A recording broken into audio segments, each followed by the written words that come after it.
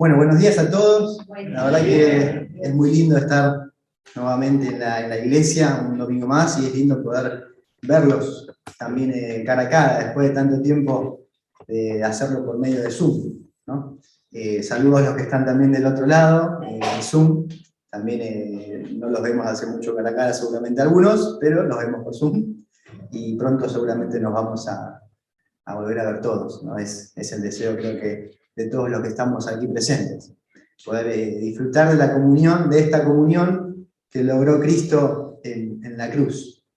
Y hoy vamos a continuar con el estudio con el que venimos trabajando en este mes. No sé si se acuerdan de qué estamos viendo. ¿Recuerdan? Triunfos. Muy bien. Y hoy, ¿se acuerdan cuál es el triunfo que toca? No sé si lo leyeron. En el aviso, el triunfo de la fe sobre el mundo. ¿Sí? Es el triunfo que vamos a ver hoy y que vamos a estar hablando en estos minutos. Vamos a tratar de ser breves, de cumplir con el reloj que está ahí atrás. ¿Sí? Y poder ver algunas verdades, poder sacar algunas verdades de la palabra de Dios que podamos aplicar a nuestras vidas.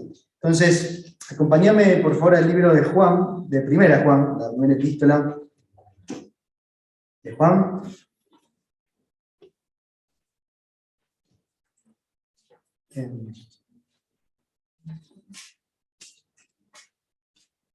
Y vamos a leer del capítulo 5, en el capítulo 5, versículo 1 al versículo 5. Vamos a enfocarnos en esos primeros 5 versículos en esta mañana.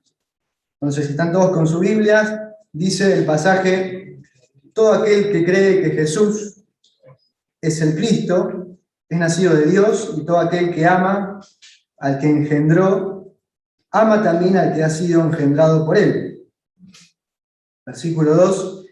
En esto conocemos que amamos a los hijos de Dios, cuando amamos a Dios y guardamos sus mandamientos. Versículo 3.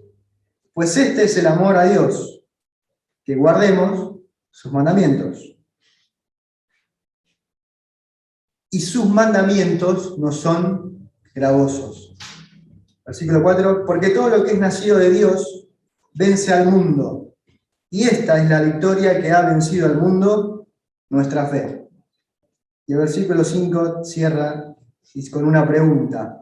¿Quién es el que vence al mundo? Sino el que cree que Jesús es el Hijo de Dios. ¿Sí? Vamos a orar y pedirle al Señor que en estos versículos nos permita poder escuchar su voz, ¿sí? Poder entender y conocer qué es lo que Él tiene para nosotros en esta mañana. ¿Sí? Oramos. Padre, gracias por tu palabra, gracias por poder abrirla, Señor, libremente. Queremos poner nuestra vida, nuestros corazones en tus manos. Pedirte, Señor, que sea tu Espíritu Santo el que esté ministrando nuestros corazones, el mío y el de cada uno de nuestros hermanos, Señor. Gracias porque sabemos que tu palabra tiene poder en sí misma, tu palabra no vuelve vacía. Y Señor, es tu voz la que transforma nuestros corazones. Entonces, te pedimos, Señor, que en esta mañana tú puedas estar ministrándonos. En nombre de Jesús, amén. Bueno, entonces, vamos a hablar un poquito acerca de esta fe, ¿sí?, que vence el mundo, esta fe o este triunfo de la fe sobre el mundo. Para tener un poco más de contexto de lo que estaba diciendo Juan, ¿sí?, en esta epístola, en este último capítulo, deberíamos ir un capítulo atrás, capítulo 4. Pero como capítulo 4 va a hablar mi querido hermano Ezequiel la semana que viene, no voy a meterme mucho en el capítulo 4, pero sí me gustaría leer algunos versículos simplemente para tener un poquito de lo que venía pasando, para que no quede este capítulo medio descolgado, o estos primeros. Entonces vamos a ir, capítulo 4, vamos a leer, voy a leer yo del versículo 7 en adelante medio rápido, ¿sí?, simplemente para tener un poquito de contexto, ¿sí? Dice: amados, Amémonos unos a otros, porque el amor es de Dios. Todo aquel que ama a Dios, todo aquel que ama es nacido de Dios y conoce a Dios. El que no ama no ha conocido a Dios, porque Dios es amor. En esto se mostró el amor de Dios para con nosotros, en que Dios envió a su Hijo unigénito al mundo, para que vivamos por Él. En esto consiste el amor, no en que nosotros hayamos amado a Dios, sino en que Él nos amó a nosotros y envió a su Hijo en propiciación por nuestros pecados. Amados, si Dios nos ha amado así, debemos también nosotros amarnos unos a otros. Nadie ha visto jamás a Dios. Si nos amamos unos a otros, Dios permanece en nosotros y su amor se ha perfeccionado en nosotros.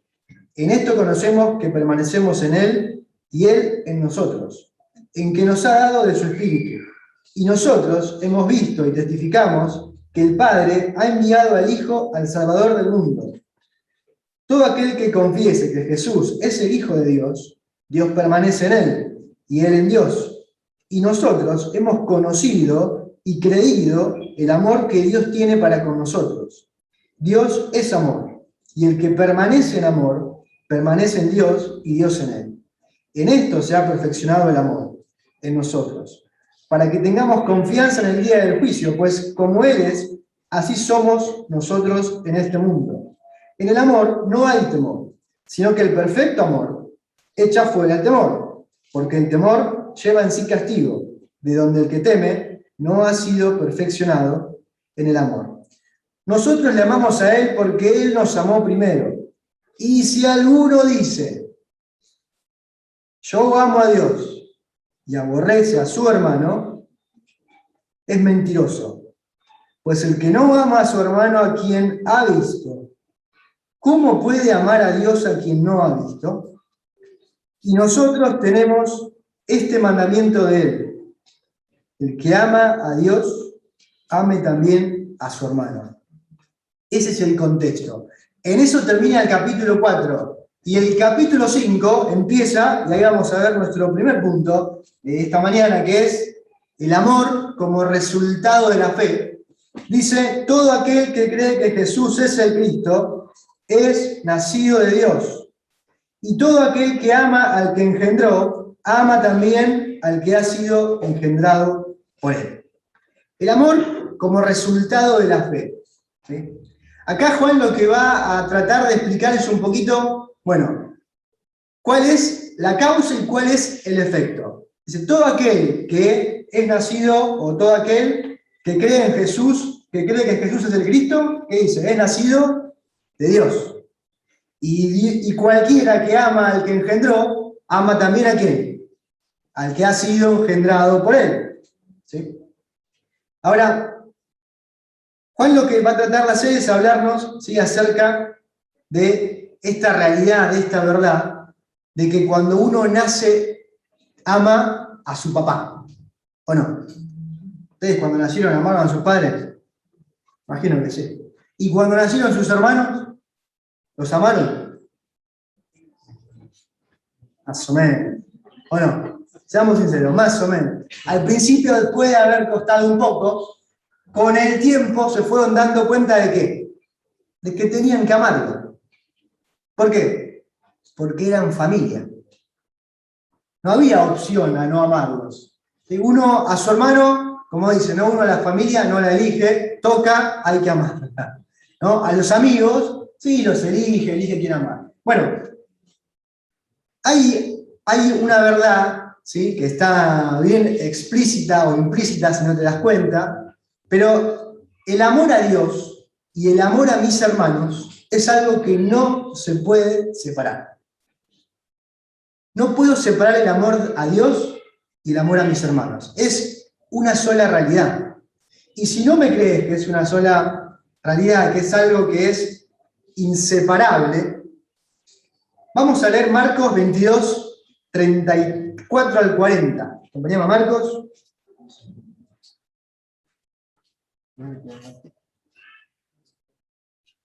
Marcos 22. Estoy mintiendo, Marcos no tiene 22. Estoy mintiendo sutilmente. Fue una falla de tipeo. Vamos a resolverlo en un segundo.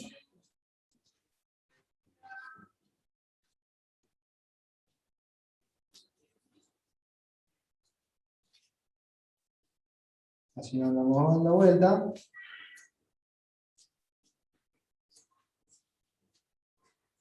Marcos 12.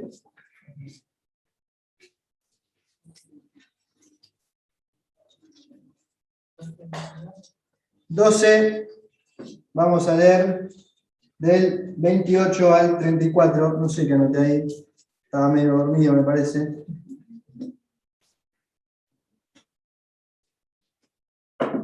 Marcos 12, 28 al 34 dice: acercándose uno de los escribas que les había oído disputar y sabía que les había respondido bien, le preguntó: ¿cuál es el primer mandamiento de todos? A Jesús. Y Jesús le respondió: el primer mandamiento de todos es: oye Israel, el Señor nuestro Dios, el Señor uno es. Y amarás al Señor tu Dios con todo tu corazón, y con toda tu alma, y con toda tu mente, y con todas tus fuerzas. Este es el principal mandamiento.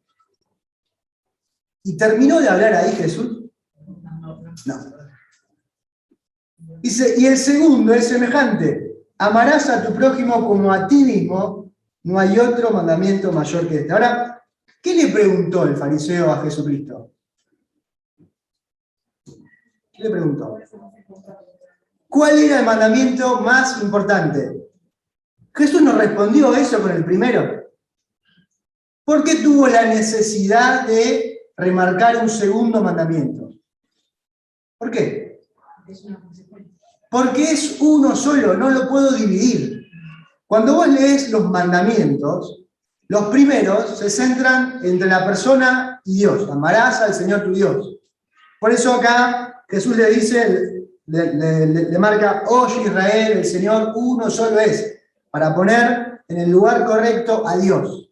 Es uno solo, no hay otro, lo tenés que amar a Él, a nadie más. Pero después sigue hablando y habla acerca de vas a amar al Señor tu Dios con todo tu ser, para sintetizarlo. Fuerzas, mente, alma, corazón, con todo tu ser. Y tendrás que amar a quién, a tu prójimo como a ti mismo. Es que todos los demás mandamientos, ¿cuáles son? ¿Cuáles son? ¿No robarás? ¿No matarás? Todos los que son de la pureza, ¿sí? De moralidad. ¿Esos son en relación a quién? Al prójimo. Al prójimo. No matarás, no codiciarás, no. Son en relación a mi prójimo. Por eso, toda la ley se resume en: amarás al Señor tu Dios y a tu prójimo como a ti mismo. ¿Por qué? Porque yo no le voy a hacer a mi prójimo algo que no me gustaría que él me haga a mí. Tan sencillo como eso. No me gusta que mi prójimo codicie lo que tengo, que mi prójimo me robe, que mi prójimo hable mal de mí, que mi prójimo esté mirando a mi esposa. No me gusta. Toda la ley se resume en: amarás al Señor tu Dios y a tu prójimo como a ti mismo. Eso es lo que Juan está diciendo en estos versículos. Ahora, esa palabra amar, en el original, es la palabra ágape. ¿Sí? Creo que todos conocemos la palabra ágape, ¿no? La palabra ágape tiene el sentido de un amor que se expresa más en acciones, no tanto en palabras. Cada vez que Juan usa la palabra amar, está usando la palabra ágape. Y si leen la epístola de Juan, en varios versículos él dice: hijitos míos, no amemos de palabra, amemos de hechos. Hijitos míos, siempre mostrando que acciones. Si amás, mostralo. Sí, o sea, evidencias. Y esta palabra, por eso, fíjate que Juan en Juan 5, en uno de los capítulos anteriores, en este mismo capítulo, en el 4, él empieza a decir, por eso lo leímos al principio, él empieza a contar que Dios nos amó, y dice que Él dio a su Hijo, en propiciación por nuestros pecados. Dice, Si Dios nos amó así, de tal manera, nosotros tenemos que amarnos también así. ¿Por qué? Porque el amor de Dios se mostró no solo de palabras, sino que dijo, amo al mundo, están separados de mí, se van todos al infierno, los tengo que castigar, los tengo que separar de mi presencia. ¿Qué puedo hacer? Me hago humano, voy al mundo y me doy a mí mismo por medio de mi Hijo, Jesucristo. O sea, el amor de Dios, ese amor ágape de Dios, se vio representado ¿en qué? En la entrega de su Hijo. Es que este es el amor que Dios pide que yo tenga y que Juan está marcando acá. Cuando Jesucristo decía, bueno, tenés que amar a tus enemigos. Ese amar a tus enemigos trata justamente de este amor ágape. No es el amor filio ni enamoreros, es el amor ágape. Es este amor que a mí me costaría hacer. Es este amor, ¿sí?, que no me nace hacerlo. Es un amor que me tengo que esforzar para hacerlo. Que no es que me nace ser bueno con todo el mundo. Me tengo que esforzar por hacerlo. ¿Por qué? Porque me lo está pidiendo mi papá. Porque mis hermanos son hijos ¿de quién? De mi papá. Porque así como, por ejemplo, ahora uno cuando tiene un hijo y después tiene otro, a veces el hermanito se pone un poco celoso, ¿no? No entiende y se pelea y no puede compartir y siente como que están sacando su lugar y le cuesta empezar a amar a su hermano. Es natural. Eso, o ese amor, es el que Juan le está pidiendo a la iglesia o al grupo de personas que le estaba escribiendo en este momento. ¿Sí? Es un amor ágape. Un ejemplo más te pongo de esto. Jesús cuando habla con Pedro, ¿te acordás? Después de que lo crucificaron, después de que había resucitado, él dice, Pedro, ¿me amas? ¿Sabés qué palabra usaba ahí? Ágape. ¿Y Pedro qué le decía? Sí, Señor, tú sabes todo. Pero en el original le respondía con otra clase de amor, con el amor filial, el amor filial, el amor de, sos mi amigo. Sí, vos sos mi amigo íntimo. Claro que te quiero. Y Jesús tuvo que preguntarle 2 veces, hasta que Pedro, en la tercera, Jesús se tuvo que bajar al nivel de Pedro y decirle, Pedro, ¿me amás con ese amor filial? Sí, Señor, tú sabes todo. Ahora, ¿qué pasaba, hermanos? ¿Por qué Jesús le preguntaba eso a Pedro? Había algo que Jesús sabía y Pedro no. Jesús estaba por ascender al cielo. Pedro no lo sabía todavía. Jesús sabía que Pedro y los discípulos iban a tener que enfrentar situaciones adversas. ¿Por qué? Por la extensión del Evangelio. Pedro no lo sabía. Por eso Jesús le preguntaba, Pedro, ¿me amás? Con ese amor en el que vas a estar dispuesto a hacer algo extra por mí, en el que vas a estar dispuesto a amar a aquellos que te van a querer encarcelar, a aquellos que se te van a oponer, a aquellos que van a estar en contra tuya, a aquellos que te van a perseguir. Pedro, ¿los vas a poder amar? Pedro no entendía. Por eso le decía que, Señor, tú sabes todo, tú sabes que te quiero, ¿no? Pero en el corazón de Cristo estaba que tenía que preparar a Pedro y a sus discípulos para que hagan una tarea mucho más grande, que era poder expresar el amor de una manera en la que no nos sale expresarlo, en la que necesito de Cristo para poder expresarlo. Es ese amor ágape, ¿sí?, que necesito trabajar en nuestra vida. Y esto, de este primer resultado, que es la fe o el amor como resultado de la fe, nos lleva al segundo punto, que es la obediencia como resultado de la fe. Si leemos el versículo 2 y 3 de 1 Juan, vamos a volver, dice, en esto conocemos que amamos a los hijos de Dios, cuando amamos a Dios y guardamos sus mandamientos. Y el versículo 3 dice, pues este es el amor a Dios, que guardemos sus mandamientos, y sus mandamientos no son gravosos. Esa palabra guardar, que guardemos sus mandamientos, significa guardar de pérdida o de daño, entre otras cosas. ¿Sí? Guardar significa conservar, custodiar, reservar. Es como cuando vos tomás algo que te gusta o algo que no querés que se pierda. Por ejemplo, a mí me gustan mucho los relojes. Y siempre agarro los relojes míos y trato de guardarlos bien, ¿viste?, envueltos en algo para que no se rayen. para que no se me pierdan y cuando no lo encuentro me pongo a buscar por toda la casa. ¿Por qué? Porque es algo que me gusta. Y trato de guardarlos, de conservarlos.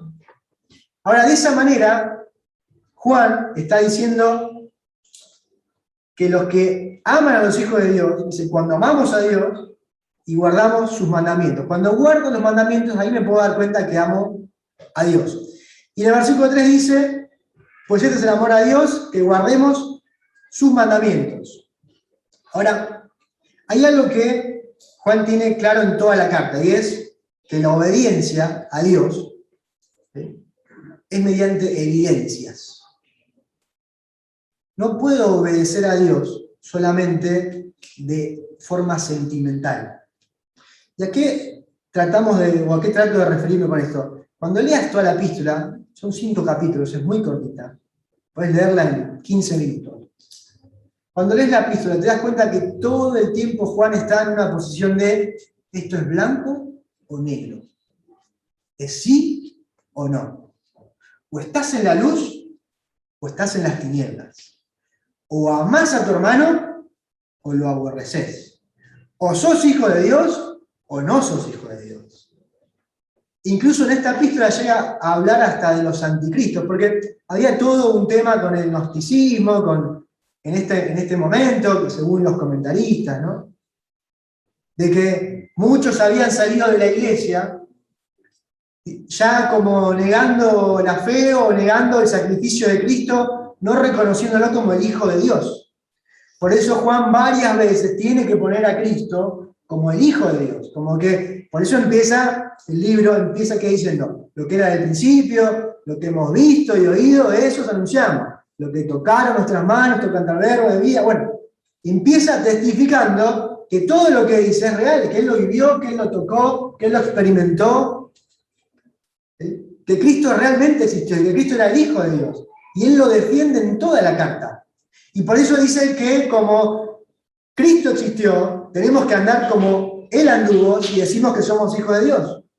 Tenemos que amar como Él amó si decimos que somos hijos de Dios. Y esa es la evidencia para Él de una persona que sigue a Cristo y de alguien que ama solamente de hecho y en verdad. ¿Por qué? Porque Él en un momento dice que de ahí salieron muchos anticristos. Personas que negaban la fe. Entonces Él quiere dejar bien claro cómo reconocer a un cristiano de alguien que está expresando solamente sentimientos. Ahora, hay una palabra muy importante, cuando yo la leía, me dejó pensando mucho, que es cuando termina el versículo 3, dice, y sus mandamientos no son gravosos. ¿A qué mandamiento se refiere? En el contexto de lo que estamos leyendo.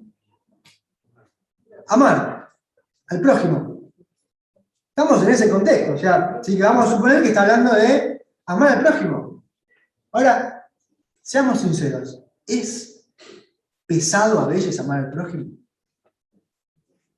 ¿No es una carga pesada a veces? ¿No la sentimos así? Me cuesta amar a aquel que me lleva a la contra, me cuesta amar a aquel que tal vez no tenemos cierta afinidad, me cuesta amar a aquel tal vez que me enteré que habló mal de mí.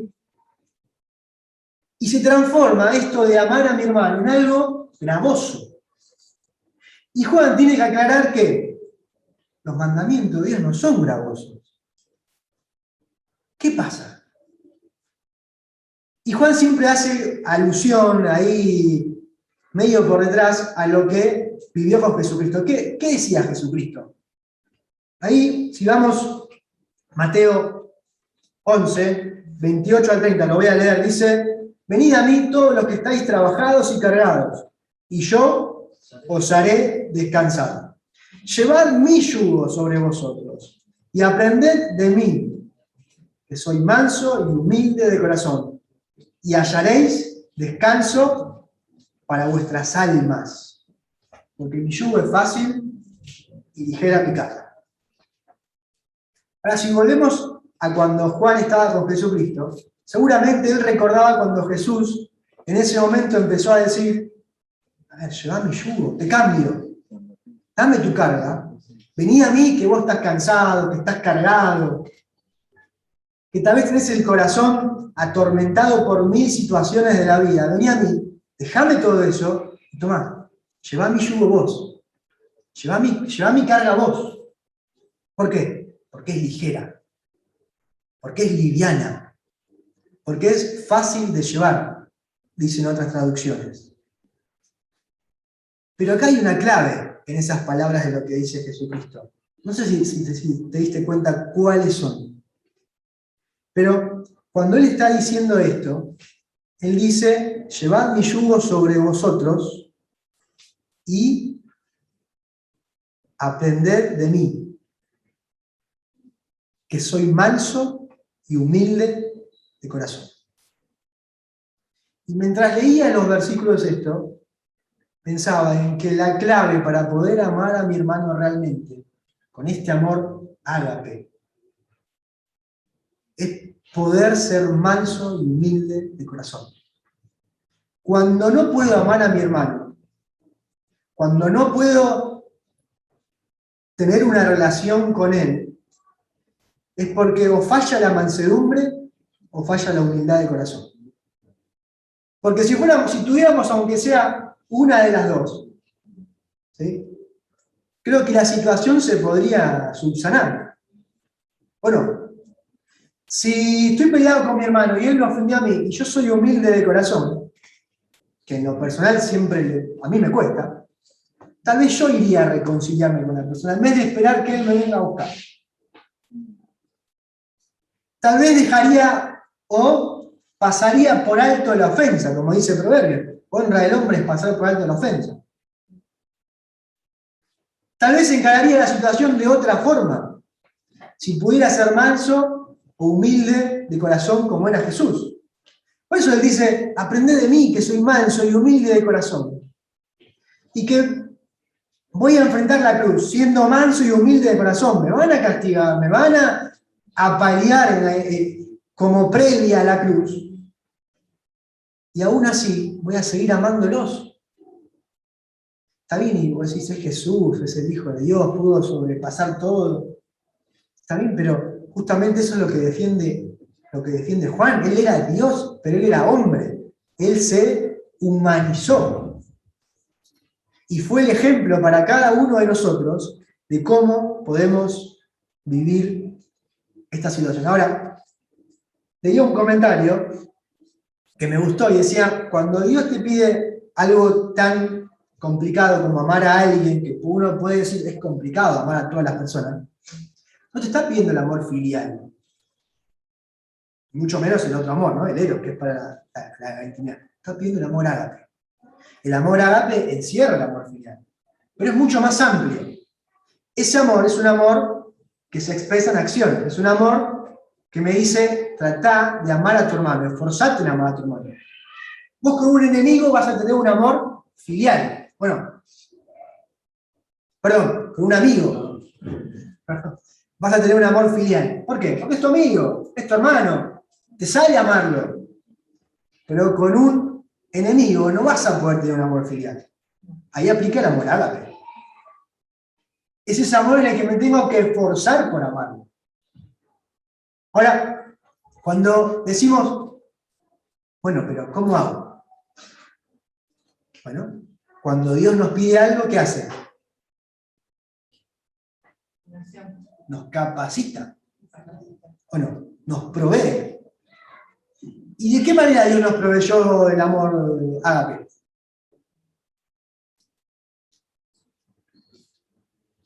El fruto, el espíritu, ¿cuál es? Amor. Ese amor, ¿sabes qué amor es? Ágape. Ese amor es fruto del Espíritu Santo que está en tu vida, que es el amor ágape. Dios no te está pidiendo, o Dios no me está pidiendo que ame a mi hermano, ¿sí? De una manera que no puedo hacerlo. Él me está pidiendo que lo haga con las herramientas que Él me dio, con el amor ágape. Y ese es un fruto del Espíritu, claro, pero cuando yo no ando en el Espíritu, el amor ágape no va a salir nunca. Pero cuando ando en el Espíritu, cuando amo a Dios, cuando tengo mi relación con Dios, el amor ágape fluye, porque es fruto del Espíritu. Y es una promesa que fluye. Ahora, hay otro versículo también, Romanos 5:5 dice que Dios derramó su amor en nuestros corazones. ¿Sabés qué amor es ese? Ágape. No es filio. ¿Por qué es ágape? Porque el filio me sale a mí. Yo amo a mis amigos, me sale a mí y aún siendo pecador me salía. Pero el ágape no. El ágape me lo da el Señor, me lo da Dios, me lo da Cristo. Por eso Juan dice, mira, si amás a Dios, si naciste de nuevo, por medio de la fe, amás a tu hermano. Y es una evidencia eso, de que somos hijos de Dios. Cuando amamos a nuestros hermanos. ¿Sabes? Hay una historia que dice que había un niño, un chico, un nene, que iba a la escuela todos los días caminando y llevaba a su hermano en hombros, ¿sí? Todos los días, porque era más chico. Y un día lo paró un señor que lo veía pasar siempre y le dice, ¿cuántos años tenemos? Él dice, 13 años tengo. ¿Y no es muy pesado tu hermano? ¿No es una carga muy pesada para que vos la lleves todos los días a la escuela? No, no es una carga. Es mi hermano. Y el Señor se quedó. Claro, es que la respuesta de este niño debería ser muy similar a nuestra respuesta. ¿Por qué me cuesta amar a mi hermano? ¿Es una carga amarlo? No, no es una carga, es mi hermano. ¿Cómo va a ser una carga amarlo? ¿Ves? En primer lugar veíamos el amor como resultado de la fe, la obediencia a Dios como resultado de la fe expresada en el amor. Y en último lugar, para terminar, vamos a ver la victoria como resultado de la fe. En este tema de la fe que vence al mundo, la fe nos trae victoria. Y todo esto está relacionado. Nacer de nuevo, amar a mi hermano y poder tener victoria. ¿Qué dice el versículo 4 y 5? Dice, porque todo lo que es nacido de Dios vence al mundo. Y esta es la victoria que ha vencido al mundo, nuestra fe. Y hay una pregunta, ¿y quién es el que vence al mundo, sino el que cree que Jesús es el Hijo de Dios? Y me quiero parar en esa pregunta, ¿quién es el que vence al mundo, sino el que cree que Jesús es el Hijo de Dios? Esa palabra creer, además de todo lo que sabemos que significa, fe, confianza, también da la idea de depositar o confiarle a Cristo nuestro bienestar espiritual. Eso significa creer. Confiarle a Cristo mi bienestar espiritual. Es decir, mi vida espiritual depende de Cristo. Tanto para nacer de nuevo, ¿sí?, como para poder vivirla día a día. Depende de Cristo. Ahora, lo único que nos capacita para poder vencer al mundo, a este cosmos, a este lugar donde vivimos, es la fe. Es confiarle a Cristo nuestro bienestar espiritual. Nada más nos va a capacitar para poder tener esa victoria. Ahora, hace un ratito les comentaba de que Juan, en este libro, varias veces cita versículos o dice cosas afirmando que Jesús había venido como hombre. Por eso, él dice, en el versículo 5, dice, ¿quién es el que vence al mundo, sino el que cree que Jesús es el Hijo de Dios? ¿Por qué? Porque justamente esa es la clave. Creer que Jesús es el Hijo de Dios.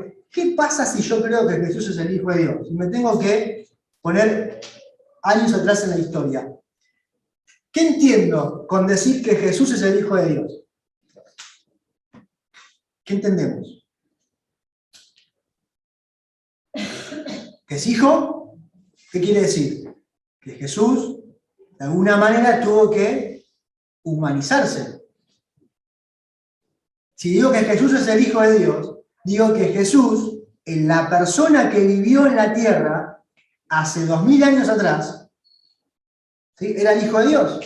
Y cuando entiendo eso, entiendo que aquella persona que estuvo en el mundo, que sufrió la cruz, que tuvo hambre, que tuvo sed, que pasó un montón de cosas, es la persona a la quien yo le estoy confiando mi bienestar espiritual. Esa persona me puede entender a mí en cualquier situación que viva, porque lo vivió. Hay una canción que voy a leer ¿qué dice? Porque me gusta mucho. Es de un cantante colombiano, se llama Santiago Benavides.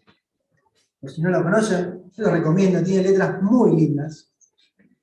Y hay una en particular que cada vez que la escuchamos con Moni también nos hace pensar mucho, ¿no? Y dice, no la voy a cantar por supuesto, voy a leer nada más. Dice, se llama Dios también, después la pueden buscar y escuchar. Pero dice, Dios también fue un inmigrante. ¿Es verdad? Un inmigrante. Dios también tuvo que huir. Y pensaba cuando ahí tuvo que huir María y José desde chiquitos, ¿sí?, a Egipto, y él como niño viviendo después. Dios también fue desplazado. Pensaba en los cristianos desplazados, ¿sí?, del Medio Oriente. Y cuando escuchaba la canción pensaba, Jesús también fue desplazado. Jesús dice, estuvo sin ganas de seguir y deprimido. ¿Cuándo? ¿Cuándo estuvo así? ¿Recuerdan? En el Getsemaní. Dice que sufrió tanto que le caían, que su sudor eran gotas mezcladas de agua con sangre. Y no vamos a explicar eso a nivel médico, lo que significaba el estrés que estaba pasando. Dice que también Dios perdió a su niño. Bueno, crucificaron a su hijo. Dice que también probó la soledad. En el momento más difícil de su vida, sus amigos y discípulos, ¿qué hicieron? Se esparcieron. Se quedó sin amigos cuando más lo necesitaba, pasó por el dolor, lloró, estuvo preso, sufrió por dar amor. Fue criticado cuando no quiso lanzar una piedra a la mujer adúltera. Fue un cónyuge engañado. Si vamos al Antiguo Testamento, Dios aparece como el esposo, ¿sí?, y el pueblo de Israel como la esposa que lo engaña. Fue un niño marginado, fue un joven rechazado y tuvo hijos descarriados. Todo eso pasó Jesucristo. Cuando escucho la canción, cada vez que la escucho digo, no hay forma de que no me entienda, ¿o no? Si pasó todo eso y más, seguramente, por su corazón. O sea, no hay forma que Dios no entienda lo que yo puedo pasar o lo que vos podés pasar en tu corazón. Porque lo pasó todo. Y uno a veces piensa, no, Dios, no. ¿Cómo puede pasar todo Dios? Si es Dios, no. Él lo vivió de otra forma. No. Cristo lo vivió igual que lo podemos vivir vos o yo. ¿Ves? Y Juan 16:33, con este versículo terminamos. Dice, estas cosas os he hablado para que en mí tengáis paz. En el mundo tenéis tribulación, pero confiad, yo he vencido al mundo. Cuando Jesús le dice esto a sus discípulos, está contándole un montón de cosas, de que los van a perseguir y bueno, que van a pasar situaciones difíciles. Los discípulos muchos no entendían, decían, Señor, no entendemos. Y Jesús termina ahí diciéndoles, todo esto que les digo es para que tengan paz en mí. Dice, van a tener aflicción, van a tener tribulación, pero confiar, creer. Dice, yo he vencido al mundo. ¿Ves? Y cuando uno sí piensa que Cristo es el Hijo de Dios, y es el que estuvo en el mundo hace 2000 años, y es el que venció al mundo, y yo tengo comunión con Él, y yo nací de nuevo, entonces, ¿cómo yo no voy a poder vivir una vida de victoria?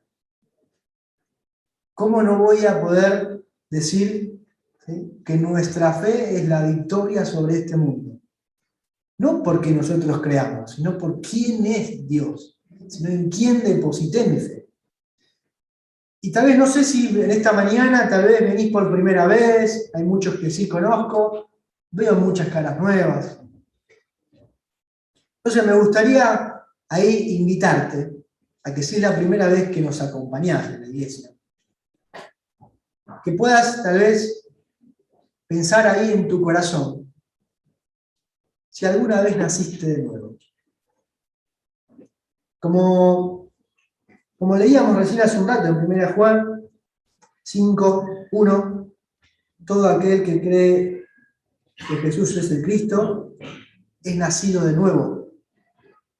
Y la pregunta en esta mañana es, ¿naciste de nuevo?